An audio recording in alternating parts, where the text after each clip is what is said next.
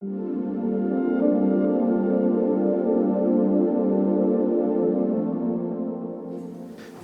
invito a abrir tu Biblia en el Salmo 42. Salmo 42. Hemos estado y seguimos en la serie sobre las emociones. Y ya hemos hablado del desánimo, el desaliento, de la ansiedad, de la depresión, del miedo. Y hoy quiero, yo no estuve en la última reunión, pero quiero retomar. Si ustedes me permiten, yo pensaba avanzar con esto, pero me pasó algo muy particular cuando hablé de la depresión. Me llamó la atención la cantidad de respuestas, no solamente de gente de la iglesia, de otros lados que escuchan los mensajes, y para algunos sentí como que era una liberación poder hablar con libertad este tema. Y entonces quiero volver a darle una vueltita de tuerca, si ustedes me permiten. Vamos a hablar otra vez, voy a tocar un poquito más el tema de la depresión espiritual y vamos a enfocarnos en el Salmo 42 y 43. Yo te voy a sugerir que tengas abierta tu Biblia allí, en el Salmo 42 y 43. Voy a leer solamente la introducción del 42, pero después te explico por qué es importante que lo tengas allí abierto los dos. Porque en realidad es un solo salmo. Dice así, Salmo 42, verso 1. Como el ciervo anhela las corrientes de las aguas, así suspira por ti, oh Dios, el alma mía. Mi alma tiene sed de Dios, del Dios viviente. ¿Cuándo vendré y me presentaré delante de Dios? Mis lágrimas han sido mi alimento de día y de noche, mientras se burlan de mí todo el día diciendo, ¿dónde está tu Dios? Me acuerdo de estas cosas y derramo mi alma dentro de mí, de cómo iba yo con la multitud y la guiaba hasta la casa de Dios, con voz de alegría y de acción de gracias en medio de la celebración del pueblo. ¿Por qué te desesperas, alma mía? ¿Y por qué te turbas dentro de mí? Espera en Dios, pues he de alabarlo nuevamente. Él es la salvación de mi ser y mi Dios. Dios mío, mi alma está en mí deprimida. Por eso me acordaré de ti, aún desde el monte Hermón, que era el punto más extremo y solitario de la tierra. Como diciendo, aún si estuviera en el punto más lejano y solitario, desde ahí te voy a invocar. Desde donde nace el Jordán, desde el monte Misar. Cuando abrimos este tema, mencioné que para muchos de los que estamos aquí, cuando nombramos la palabra depresión, para algunos de ustedes es solamente una palabra que describe una emoción, un sentimiento. Pero para otros es mucho más que eso. Es una experiencia muy dura con la que hay que convivir. Y quienes no han atravesado por ese pasillo oscuro no saben muy bien de qué es lo que estamos hablando. Algunos piensan que esta es una experiencia que un cristiano jamás tendría que atravesar. Y como vimos hace unos domingos atrás, vimos la experiencia del profeta Elías, llegando a un momento de querer morirse, de pedirle a Dios la muerte. Moisés pasó por lo mismo. Job, un hombre temeroso de Dios. Jeremías. Y no solamente podríamos limitar esto a la experiencia de personajes de la Biblia, el mismo David, como acabamos de leer. Uno de los grandes predicadores de la historia, Carlos Spurgeon, fue un hombre que luchó durante su vida con la depresión y él decía, yo he experimentado que debajo de los grandes castillos hay oscuras mazmorras, es decir, los sótanos oscuros. Es decir, que más allá de que de afuera se pueden ver castillos, él veía los castillos hermosos, pero él sabía que detrás, debajo de todos esos castillos, siempre había sótanos. Así se construía. Y él usaba esto como una metáfora, que detrás de ese castillo que la gente ve, si uno entra y baja, hay un sótano oscuro, que es la depresión, que acecha la vida de muchas personas. Escuche una mujer que sufre depresión poner un poco su experiencia en palabras. La depresión de a poco ganó terreno en mi vida hasta llegar a impactar en todo cuanto soy. Antes me visitaba de vez en cuando, pero luego se mudó a vivir conmigo. Ahora siento que vive dentro mío y por más que trato no puedo separarme de ella. Intento vivir mi vida al margen de ella, pero acabo gastando mi vida y mi tiempo solo existiendo de hora en hora y de día en día. No tengo pasado por la depresión, no vivo el presente por ella, pero ahora tampoco veo el futuro. Cuando más trato de mostrarme positiva, empiezo a sentir que me miento a mí misma. Y entonces me pregunto, ¿hay esperanza? Esa es la pregunta. ¿Acaso hay esperanza? Antes de entrar en este salmo, voy a desdoblar esta reflexión en tres partes y lo primero que quiero hacer es mirar un poquito la realidad de la depresión. Después vamos a ver la raíz de la depresión y después la respuesta a la depresión. Obviamente no pretendo ni en lo que dije antes sobre este tema, quien no lo ha escuchado, por favor repáselo porque están conectados los dos temas, pero de ninguna manera podemos agotar todo esto en esta reflexión. Pero solamente esto lo mencioné cuando hablé de Elías y quiero explicarlo un poquito más. Hay diferentes tipos de depresión. Están por un lado las depresiones endógenas, que tienen que ver con los procesos químicos de nuestro organismo, básicamente con los neurotransmisores. Por ejemplo, cuando hay una mala metabolización de la serotonina, es como cuando el motor de un auto no tiene aceite y necesita la persona ser medicada. Es un problema endógeno, es lo que se llaman las depresiones clínicas. Por eso cuando hablé de Elías dije que siempre es importante hacer chequeos médicos. No podemos englobar cualquier sintomatología de distimia o de alteración en el estado anímico como una depresión espiritual porque algún pecado has cometido. Hay depresiones de tipo clínica, endógenas, hay depresiones sintomáticas. Las depresiones sintomáticas es cuando la depresión no es la enfermedad, sino que es el síntoma de la enfermedad.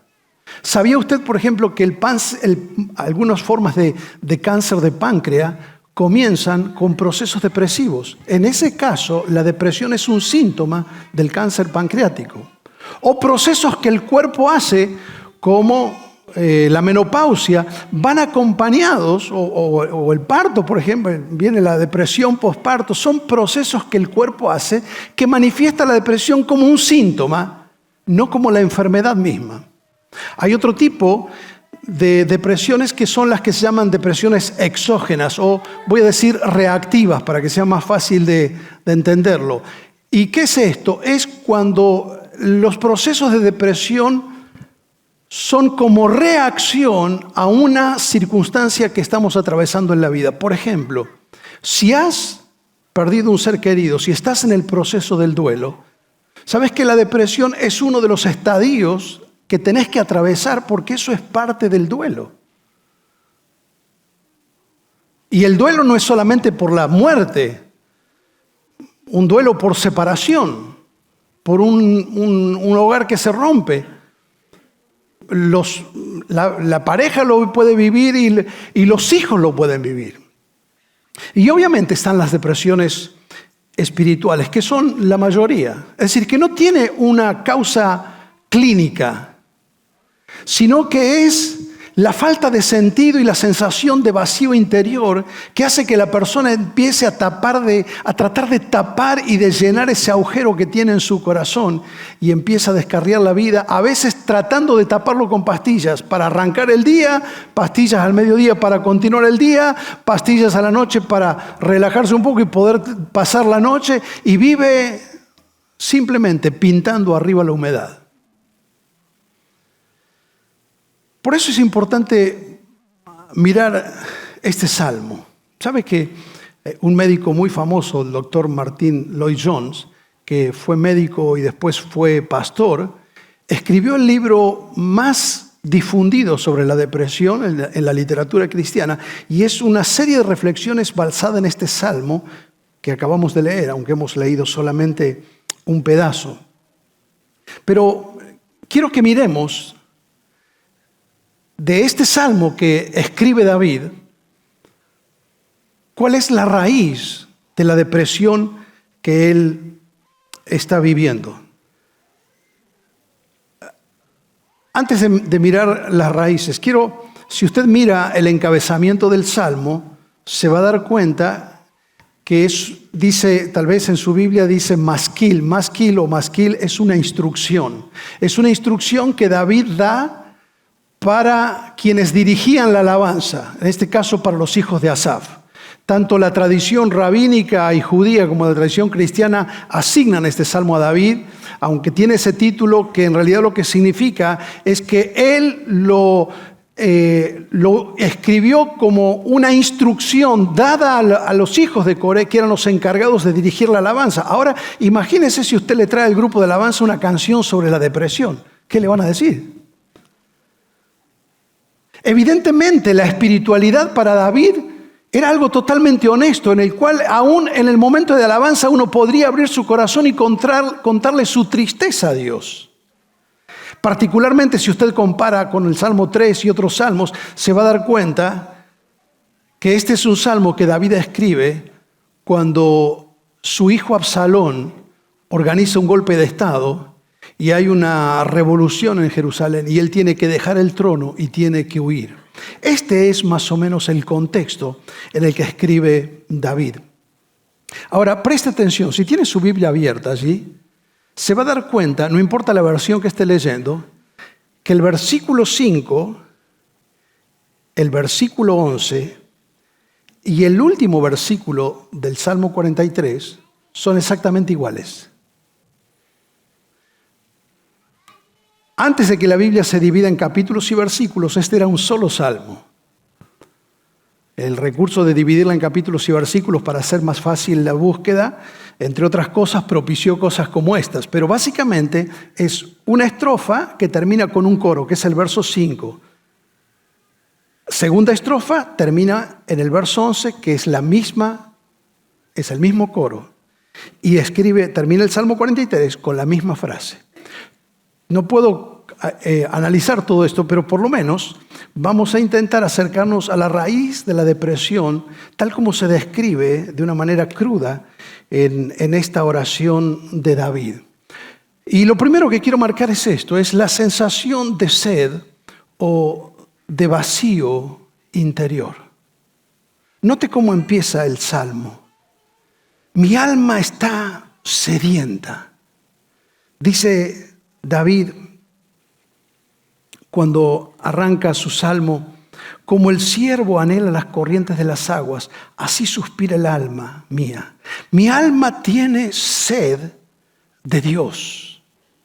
Ahora, todos hemos sido creados con esta necesidad de Dios. Y a pesar de que David era un hombre que amaba a Dios, que buscaba a Dios, él está en un proceso muy difícil.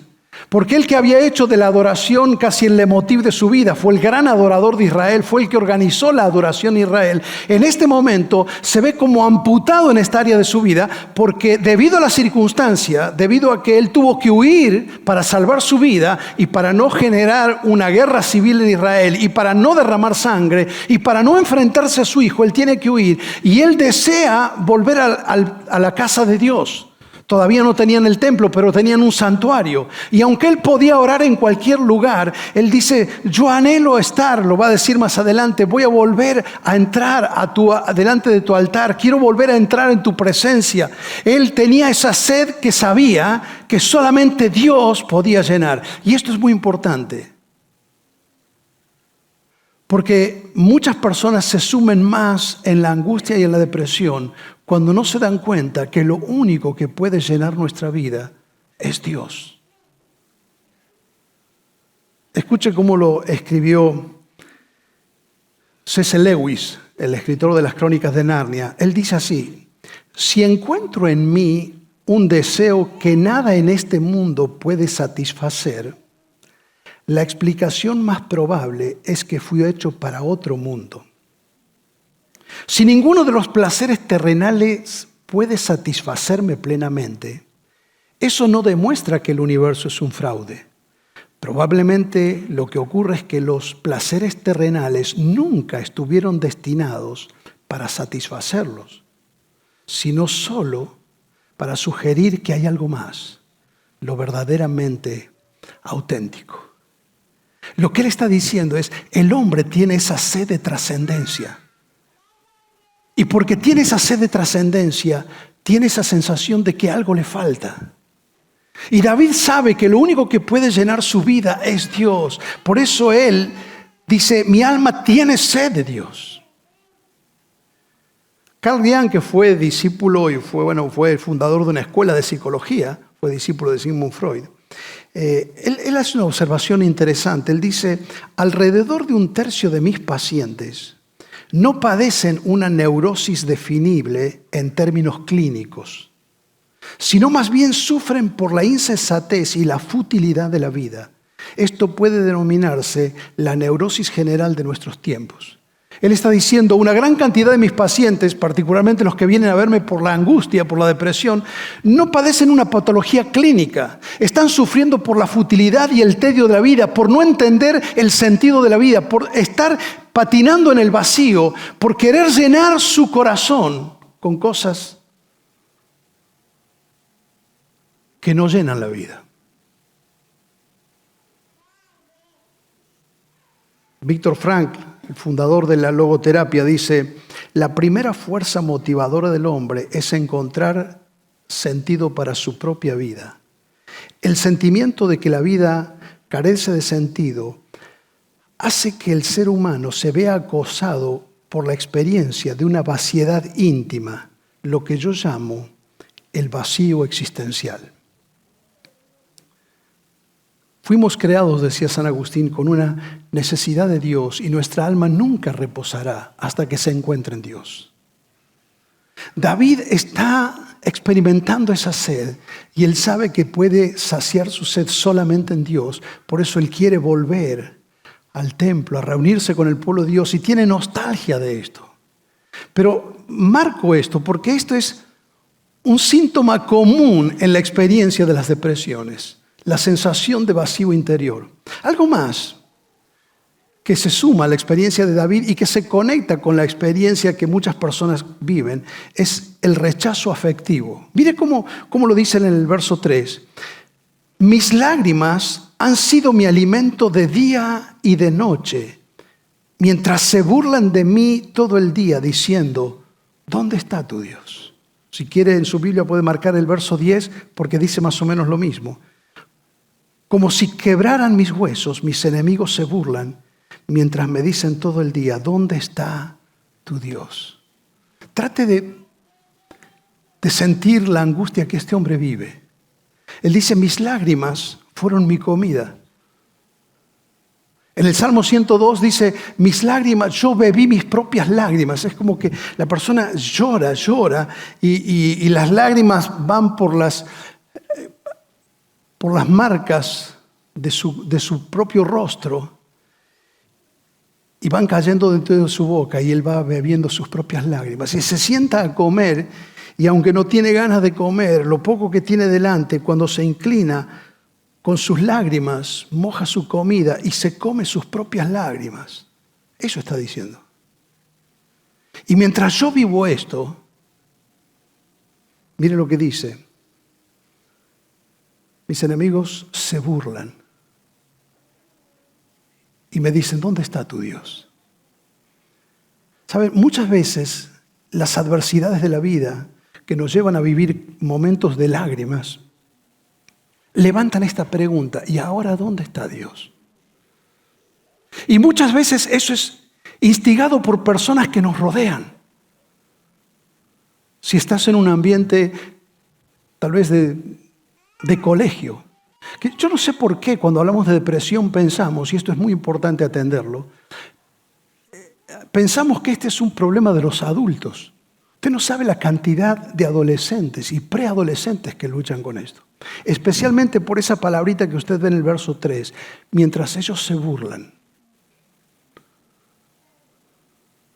Hoy le llamamos bullying. Pero la burla, el ponerte en ridículo, aún reírse de tu fe o de porque no haces lo que los demás hacen, el usar las redes sociales para ponerte en ridículo, ese hostigamiento que te hace sentir que no valés y que no servís y que Dios no te ayuda.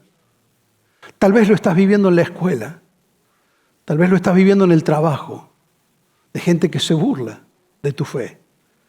O porque crees en Dios y cuando te ocurre algo te dices, ¿y ahora dónde está tu Dios? O en tu misma familia y sos la única persona cristiana en tu familia. O en las redes sociales, no sé cómo. Quiero decirte, cuando Jesús estaba en la cruz, la gente lo miraba y le decía exactamente esto. Se encomendó a Dios, que ahora Dios lo libre. ¿A dónde está tu Dios? Cuando estás pasando por eso, Jesús sabe exactamente lo que estás viviendo, porque Él lo vivió. Pero si hay algo que hace más agudo el dolor de David, es que mientras él está sufriendo, porque imagínense, está sufriendo el rechazo de su propio hijo en todo este contexto, además de las burlas. Si lees el Salmo 3, que también lo escribió en ese contexto, la gente decía, David dice, la gente dice de mí que ni Dios me salva, no hay salvación ni de parte de Dios para él. Y en medio de todo eso, estar viviendo con el rechazo de una persona que amas, si estás siendo víctima de alguna forma de abuso psicológico, emocional, ¿sabes lo que es convivir con esto?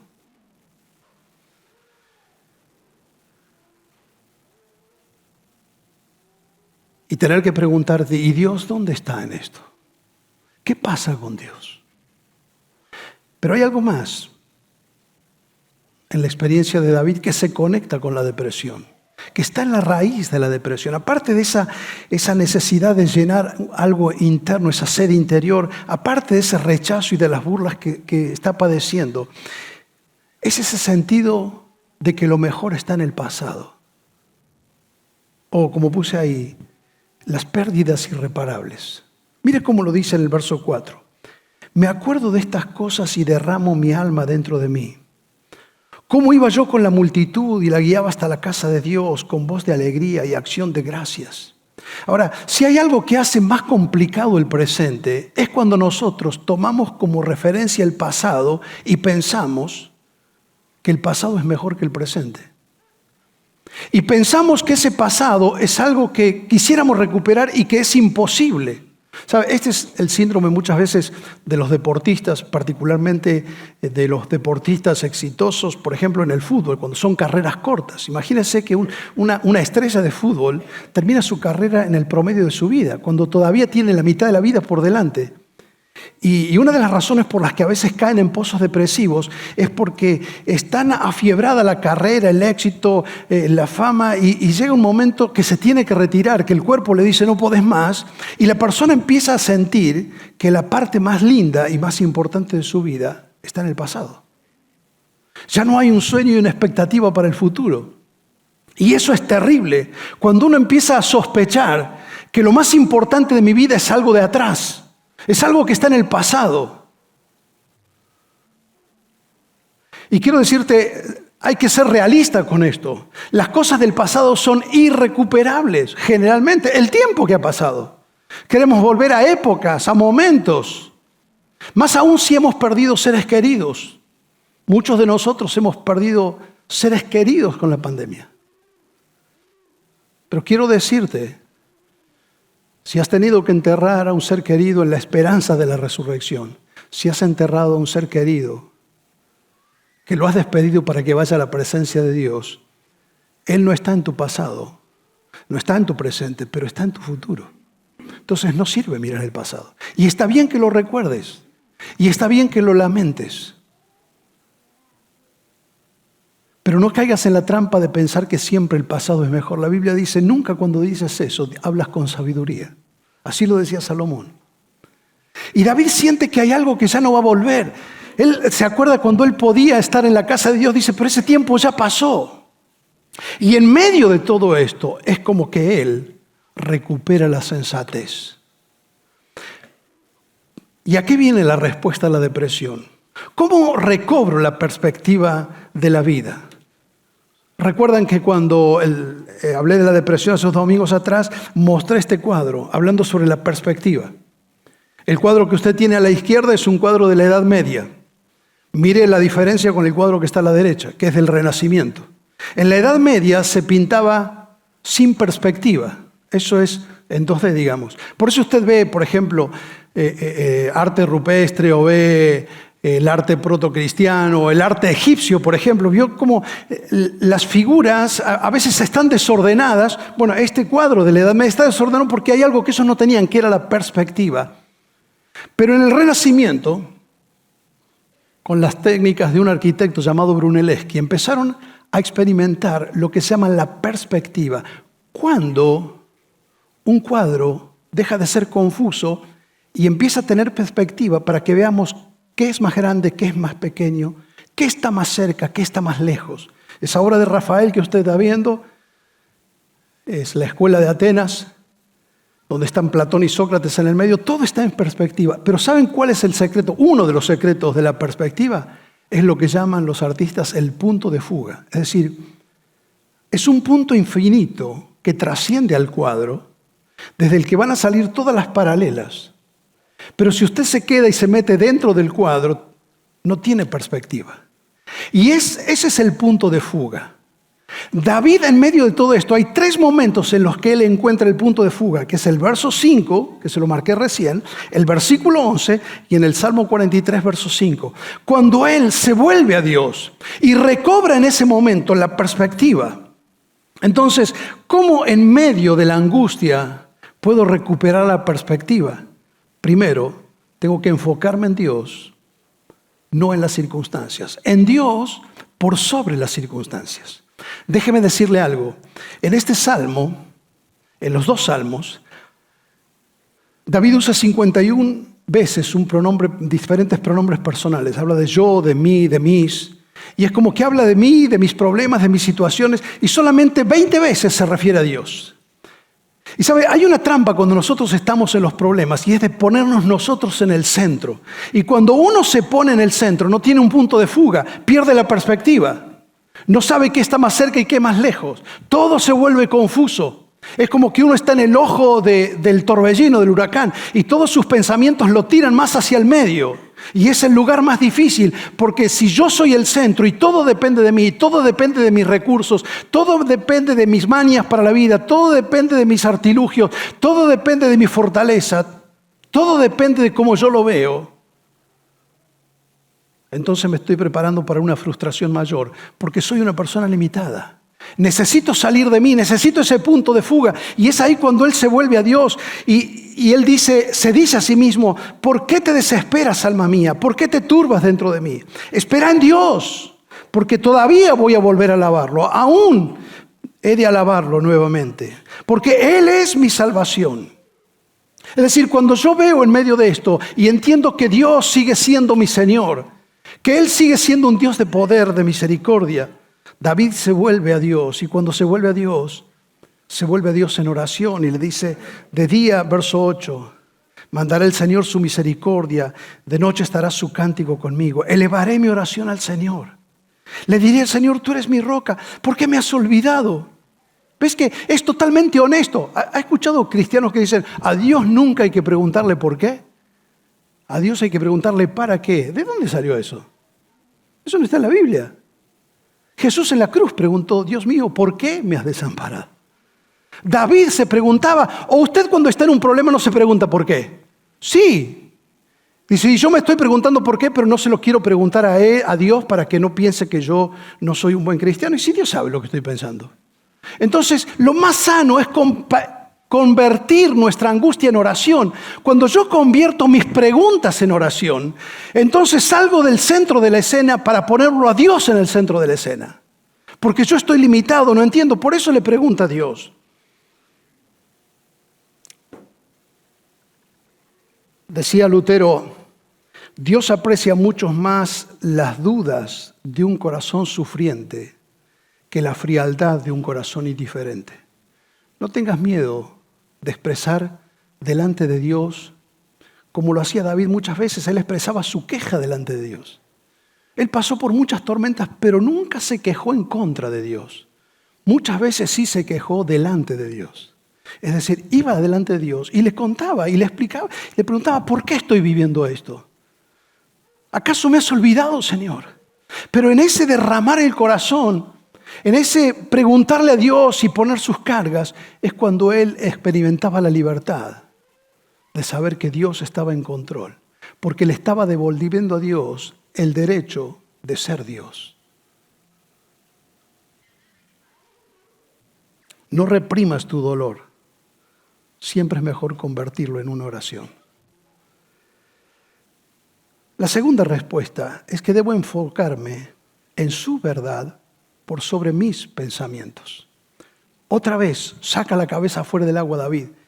Lo hizo en el verso 5, otra vez ahora en el verso 11. Mire, dice, ¿por qué te desesperas, alma mía? ¿Y por qué te turbas dentro de mí? Ahora, preste atención. Parece que está loco porque él le está hablando a su propia alma.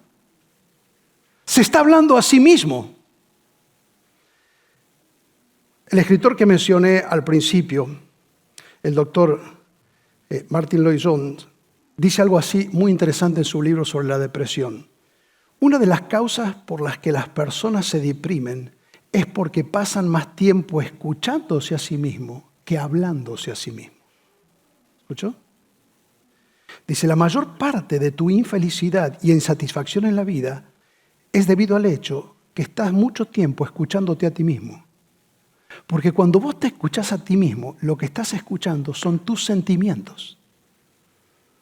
Y entonces David le dice a su alma, en vez de seguirse escuchando y lamentándose, él se habla a sí mismo. Y él le dice a su alma, tengo que aprender a confiar en Dios, espera en Dios. Es decir, reemplazo mi emoción con una verdad. Y es que Dios es digno de confianza. Por eso confiar en Dios no es un fracaso. Confiar en Dios no es una quimera, es una esperanza. Por eso la palabra esperar y confiar son sinónimos en la Biblia. Cuando él dice espera en Dios, él se está diciendo a sí mismo, tengo que volver a confiar en Dios. Esto es lo que Pablo dice, llevar nuestros pensamientos cautivos a la obediencia a Cristo. No dejarnos llevar por nuestros sentimientos. Es una estupidez cuando la gente te dice, haz lo que te dice tu corazón. La Biblia dice, nuestro corazón nos engaña. ¿Sabes que un piloto, bueno, hay gente aquí que sabe de aviación, ¿sabes? Un piloto está entrenado para obedecer por fe el instrumental, no sus sentimientos. Usted sabe que nuestro sentido de oído, de equilibrio está por los oídos, por los otiolitos en los oídos. Y muchas veces por los movimientos del avión. El piloto siente que el avión está derecho y el avión está inclinado. O al revés, él siente que está inclinado y el avión está derecho. Y no hay nada como sentir. Si yo lo siento es así. Y si vos le decís al piloto, bueno, y hacé lo que sientas, y va a poner el avión en la pista, bueno, si vos sentís que está derecho, dale. No. Entre los instrumentales hay uno que se llama horizontal, y le dice cómo están las alas. Y aunque él sienta que está inclinado, si el tablero le dice, el instrumental le dice que está bien, o que tiene que corregirlo, tiene que obedecer. Esto es lo que está haciendo David. No se deja cebar por lo que se dice a sí mismo con sus sentimientos, sino que pone por sus pensamientos, por sobre sus pensamientos, la verdad de Dios.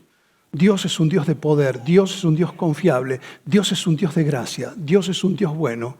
Aunque yo estoy pasando un momento difícil, puedo confiar porque Él es un Dios fiel. Y finalmente,